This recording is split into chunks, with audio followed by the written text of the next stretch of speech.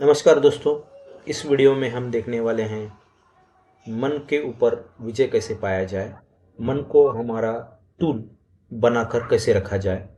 मन को हम काबू में कैसे लाएंगे। तो उसके लिए कुछ तकनीक हैं, कुछ तंत्र हैं, कुछ साधनाएं हैं जो हमें करनी पड़ेगी।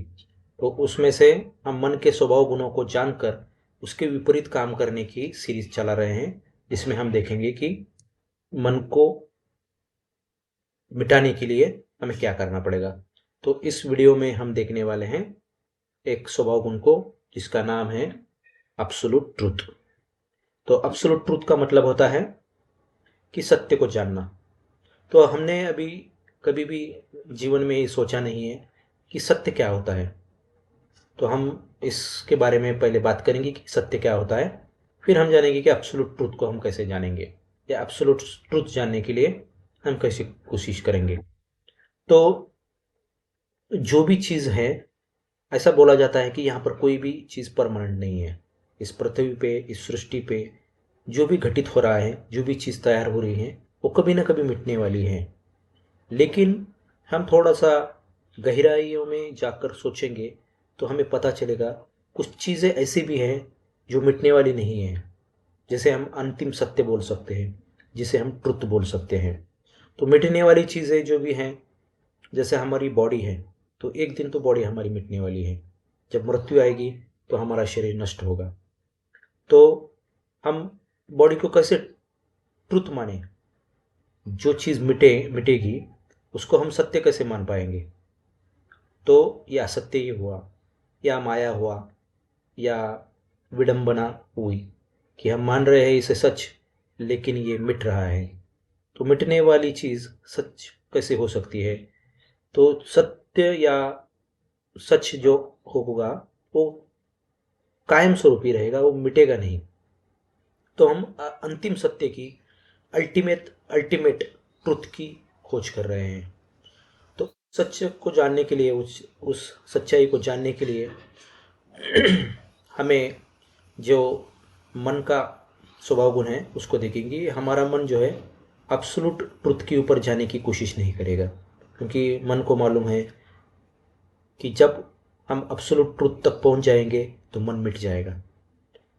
मन का मिटना ही सच को पाना है, क्योंकि जब तक मन है, मन तो हमें सोच में उलझाए रखेगा, झंझटों में हमें डाल देगा, कॉम्प्लेक्सिटी बना के रखेगा, उसी में हम खोए रहेंगे। और हम मान रहे हैं इन चीज़ों को सच, जो सच है ही नहीं। क्योंकि मन भी एक मिथ्या ही है। मन का आज जो विचार आ रहे हैं, कल इस विचारों का क्या मतलब? लेकिन कल के विचारों ने हमें उलझाए रखा, आज के विचार भी हमें उलझाए रख रहे हैं। तो ये कैसा मन का सच्चाई है? मन तो मिथ्या ही है। मन तो कुछ जाल बुन रहा है, उसमें हम खुद को बंदी बना कर रख रहे हैं। तो जब ये मन का मिटना होगा तभी हमें सच्चाई जाननी पॉसिबल होगी।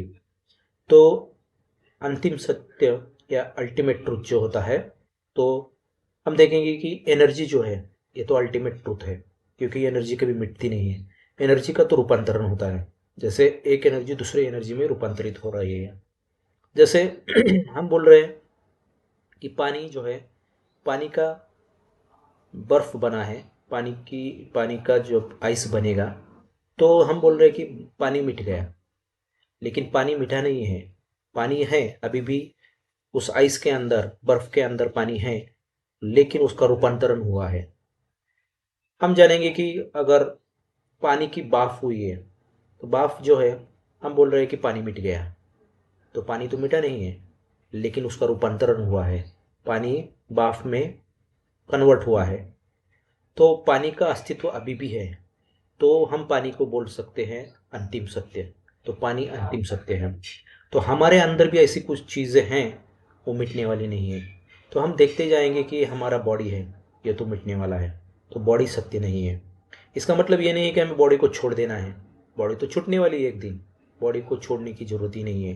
बॉडी तो एक दिन छूटने वाली है, क्योंकि हमारा मृत्यु होगा तो उसी के साथ ये देह छूट जाएगा।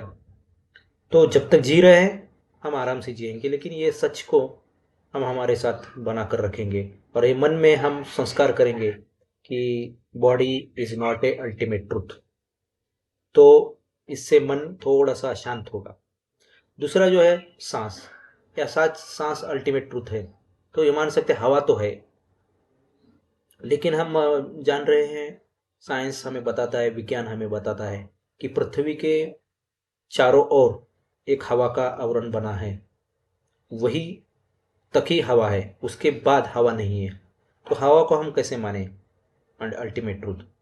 सांस को हम अल्टीमेट ट्रूथ नहीं मान सकते, लेकिन उसके पार जो स्पेस है वो तो अल्टीमेट है। लेकिन उस तक जाने के पहले हम हमारे बॉडी के अंदर की चीज़ों को हम देख पा रहे हैं, देखने की कोशिश कर रहे हैं कि क्या सच है क्या झूठ है, अल्टीमेट ट्रूथ हमारे बॉडी के अंदर क्या क्या है। तो बॉडी के अंदर, बॉडी तो अल्टीमेट ट्रूथ नहीं है, सांस अल्टीमेट ट्रूथ नहीं है। उसके बाद हम अंदर जाएंगे तो मन हमें दिखाई देगा, मन के विचार। क्या मन स्थायी है भाव में रहेगा? क्या मन अविरत रहेगा? मन परमानेंट है? नहीं है, क्योंकि मन में आ रहे हैं विचार, ये आते हैं चले जाते हैं, नए विचार आते हैं वो चले जाते हैं। तो मन में आ रहे विचारों का जन्म होना और मरना हमारे बॉडी की तरह ही तो है। बॉडी भी हमारी जन्मती है और एक दिन मृत्यु को समर्पित हो जाती है। उसी तरह हमारे मन में विचार आते हैं और वो मिट जाते हैं। तो मन में आ रहे विचार स्थायी भाव, स्थायी नहीं है, परमानेंट नहीं है, सच नहीं है, और ये मिथ्या ही बोल सकते हैं उसे। मिथ्या का मतलब है जो मिट पाएगा, जो भास निर्माण करता है, आभास निर्माण करता है कि ये सच है, लेकिन वो होता नहीं है, इल्यूजन होता है। तो मन भी नहीं है। लेकिन मन के पार जब हम उठेंगे तो हमारे अंदर एक केंद्र हमें मिलेगा, स्पेस हमें दिखाई देगा।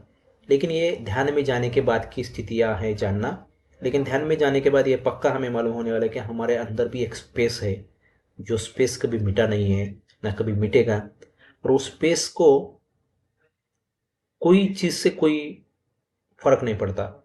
हमारे बॉडी के ऊपर होने वाले जो आघात है, हमारे बॉडी के अंदर उठने वाले काम, क्रोध, माया, मत्सर, भूख, जो भी चीज़ें हैं, इसका उसके ऊपर कोई फर्क नहीं पड़ता।